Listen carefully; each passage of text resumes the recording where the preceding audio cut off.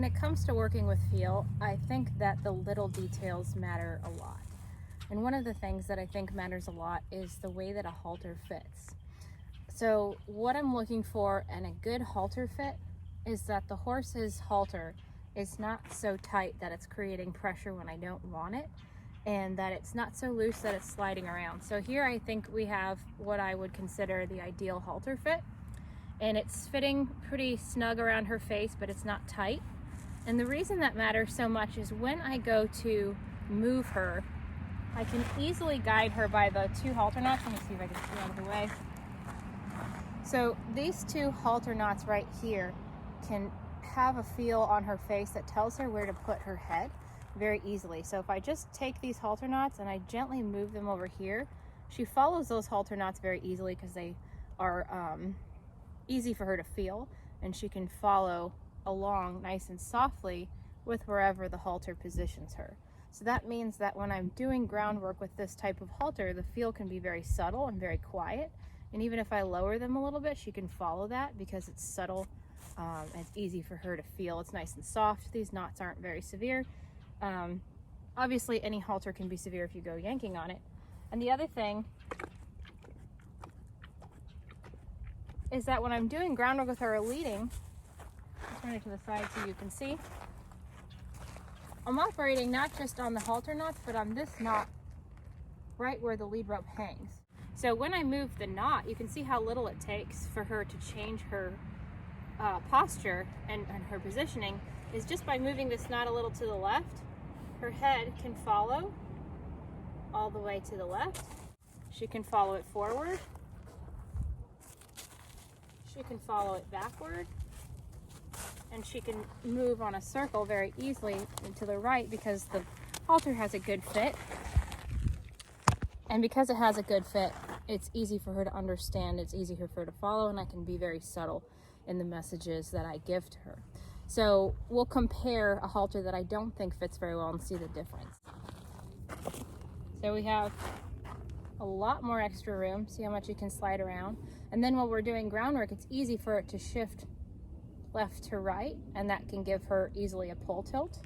And then if we look at the space underneath her chin, we see how much is hanging. So there's so much wobble here that can make it harder for her to follow those subtle little messages. So that means that I'm going to have a lot more pickup and a lot more drop.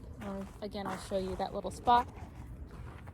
When I go to pick up this rope, all of this has to come up to make contact with her face, and all of this has to drop down to release. So that means I'm going to have a lot more movement than I intended, meaning that our connection is going to be a little bit wobblier and not quite as subtle as I'd like it to be. Plus, this is very stiff, and these knots are very, very stiff. So when they do come in contact with her face, they're going to provide more pressure than I intended and release completely, so we lose connection with each other easily and often. And then you can work in a web halter too. It doesn't really matter. Personally, I don't care what halter is going on their face as long as it's comfortable for the horse and it fits well. And the other thing that would add to the sloppiness of this halter is a big clip, because a clip would add a lot of swing. It can easily come up and hit the horse under the chin. It slows the pickup time and quickens the drop down time. So then you get delayed pickup and quick response. So that makes the release almost like a punishment to the horse, because the release is so quick and then it adds a little wobble down the rope. So that means that our connection won't be subtle, it will be big, and it will require big movements from me. So I'm going to put on a web halter that I think fits well, and then another one that doesn't fit well. So this one fits okay. So again, we have nice comfortable fit. It's not too loose, but it's not tight. I can easily move her head side to side, and she knows where the middle is because both sides she can feel, and we can lower her head the same way. So we basically have a right side and a left side boundary of the halter that she can easily follow wherever I put it. For one, because she's been prepared to do that, but for two, the gear allows for that. So if I move the halter to the left, she can easily follow that feel. If I move the halter center and then right, she can easily follow that feel. Same with down. Wherever the halter goes, there's a center that she can easily find. It's nice and soft. It's not too severe. It's not going to swing around. And though we have a clip, I have to be a little bit careful of not letting the clip swing around. So I have to be a little more careful with my hands, which is why personally I prefer the rope halter. But we can get a nice feel in the web halter as well. So I don't really like to tell people they have to go out and buy new gear and get whatever I use. It just really needs to fit and be comfortable for the horse. So here we have a web halter that does not fit.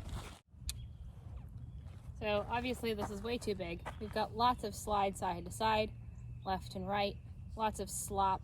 This would not provide a good feel, so it wouldn't make for a good time for us to work in connection with each other through softness. So I'm going to put back on her halter that I had at first. And again, you can see that we have just a nice snuggly feel, not too tight. I can get my fingers under these knots. When they're resting, they're just resting comfortably. They're not putting any pressure on her. Can easily move her right, can easily move her left. She's nice and relaxed. I can move her down. And the knot underneath her chin is not so tight to her face that she can't get a release from it, but it's not wobbling around quite so much. So here we have it. She can feel the knot move very easily in connection to her face, and she doesn't have to have anything huge, pick up or drop wise, that would create a big movement. So it's kind of like dancing with somebody step for step. You're together, but it's hard to dance when you're too far apart or too tight together. So you really just want the right equipment and the right feel of your equipment to help you make that connection.